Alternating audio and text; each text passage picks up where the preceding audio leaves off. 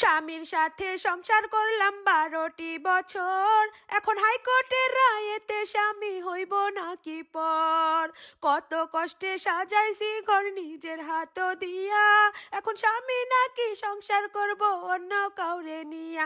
আমি কাটিয়া নিমু স্বামীর টুনটুনি, তবু কাউরে দিমু না। আমি জ্বালাইয়া দিমু ঘর সংসার, তবু কাহুরে দিমু না।